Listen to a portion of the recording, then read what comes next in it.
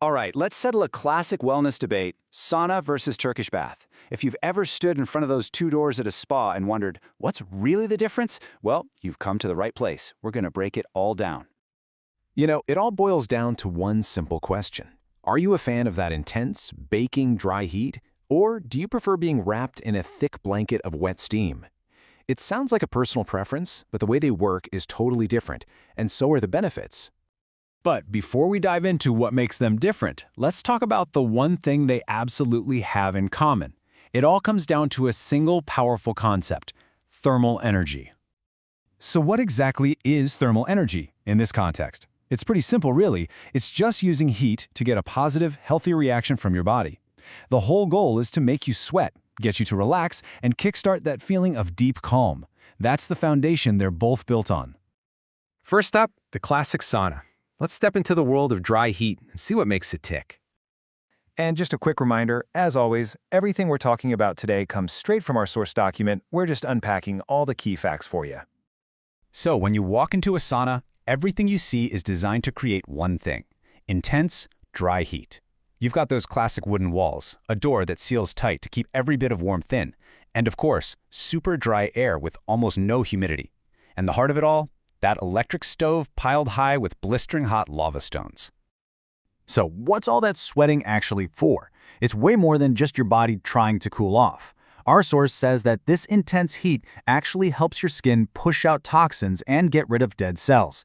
Think of it like a deep cleanse, but from the inside out.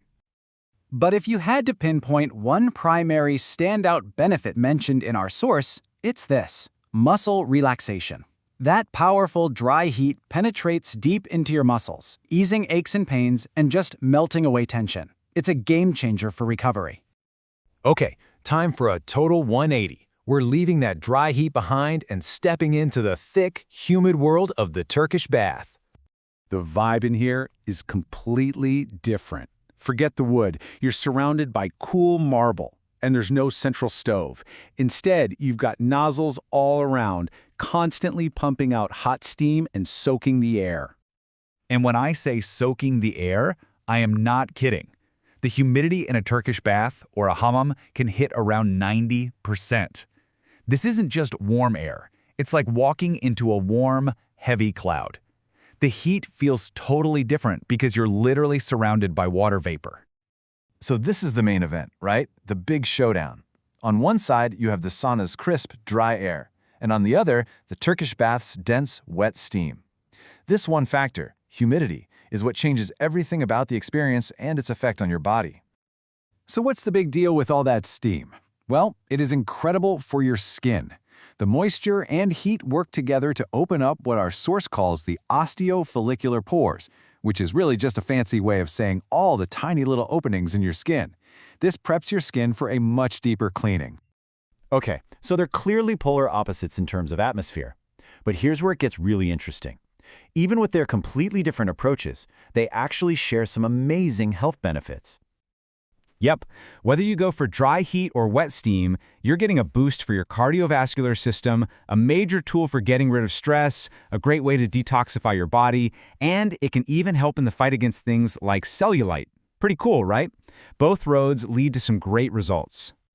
But what if you didn't have to choose? What if you could actually combine them for the best of both worlds? Well, turns out there's a professional strategy for doing just that, a way to get the absolute most out of the experience. Here's the pro tip. You actually start with the Turkish bath. Why? Because you use all that humidity to open up your pores and get your skin ready. Then you head into the sauna. With your pores already open, that intense dry heat can work its magic even better, helping to flush out toxins and dead cells. It's the perfect 1-2 punch. So let's bring it all home. We've looked at what makes them different, what they share, and even the best way to combine them. Here's a final side-by-side to help you make your perfect wellness choice. Let's put them head-to-head one last time. The sauna, that's your wood and lava stone environment, dry air, and it's all about eliminating toxins and deep muscle relaxation. The Turkish bath, marble and steam, super high humidity, and its main job is opening up those pores to prep the skin. Seeing it like this makes it super clear what each one is best for. So now you're officially an expert. The next time you're at the spa, you'll know exactly which choice to make for what your body needs. The only question left is, which path will you take? The deep, dry heat of the sauna or the lush, wet steam of the Turkish bath?